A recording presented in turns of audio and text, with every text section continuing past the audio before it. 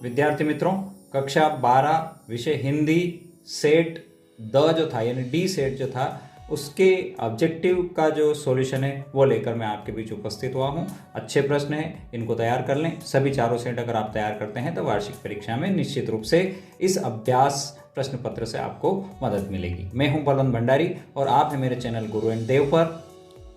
इसी प्रकार के और वीडियो देखने के लिए चैनल को सब्सक्राइब कर लें, नोटिफिकेशन बेल को ऑन कर दें ताकि आपको समय समय पर नोटिफिकेशन मिलता रहे। आइए देखते हैं सेट डी कक्षा 12 विषय हिंदी। यहां पर मैं सिर्फ उन्हीं चीजों की बात करूंगा जो सही जवाब है। दिन जल्दी जल्दी ढलता है गीत बच्चन के किस काव्य संग्रह से लिया गया है? तो इसका सही जवाब है निशा निमंत्रण। इसका सही जवाब है निशा निमंत्रण।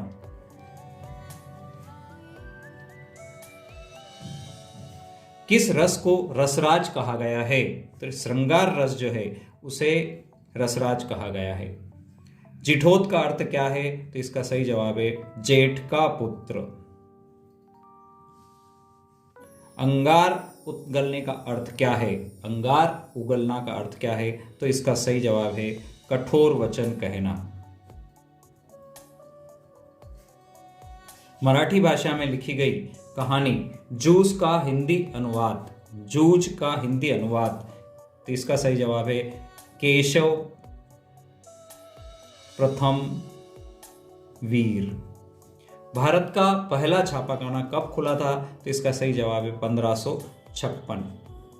फर्स्ट छापाखाना। कविता के पंख लगा उड़ने के माने क्या है? तो यह है चिड़िया। भक्ति काल को हिंदी पद्य साहित्य का युग माना जाता है तो इसे हम स्वर्ण युग मानते हैं। ये जो है भक्ति काल पद्य साहित्य का स्वर्ण युग है। काव्य की आत्मा, तो रस जो होते हैं वो काव्य की आत्मा होते हैं। फणीश्वर नाथ रेणु जो है मेला आंचल उपन्यास के लेखक हैं। इसका सही जवाब है फणीश्वर नाथ रेणु मेला आंचल उपन्यास के लेखक हैं।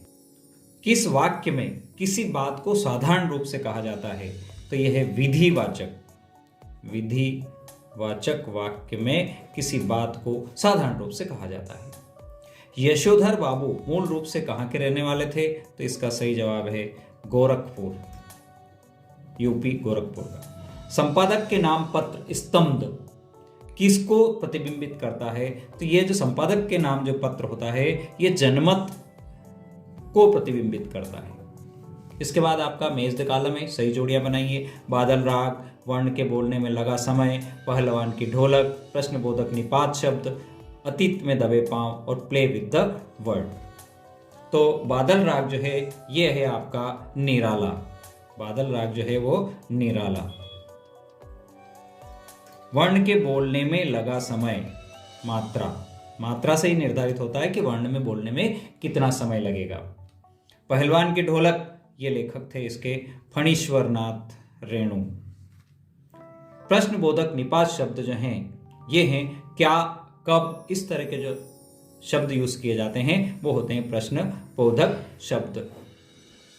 अतीत के दबे पांव, अतीत के दबे पांव, तो ये है ओम थानवी। विप्लव का वीर किसे कहते हैं? तो ये बादल इसका सही जवाब है। बादल को विप्लव का वीर कहते हैं। हिंदी गद्य का जनक किसे माना जाता है? हिंदी गद्य का जनक, तो यह है भारतेंदु हरिश्चंद्र। भारतेंदु हरिश्चंद्र को गद्य का जनक कहा जाता है। भारत का संविधान निर्माता किसे कहा जाता है? तो बाबा साहब को भारत का संविधान निर्माता कहा जाता है। पुनरुक्त शब्द युग्म के 2 उदाहरण, तो धीरे धीरे जो है पुनरुक्त शब्द के उदाहरण है।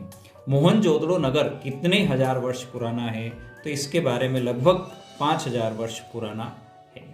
कौन सा स्तंभ जनमत को प्रतिबिंबित करता है? तो वही अभी हम पढ़ चुके इसको। संपादक के नाम जो पत्र होते हैं, संपादक के नाम पत्र जो होते हैं वो कहलाते हैं जनमत को वो प्रतिबिंबित करते हैं। अब हम बात कर रहे हैं सत्य असत्य की। कविता सृजन के लिए शब्द रूपी बीज को कल्पना की खाद की आवश्यकता नहीं होती है, तो ये असत्य है। ये वाक्य असत्य है।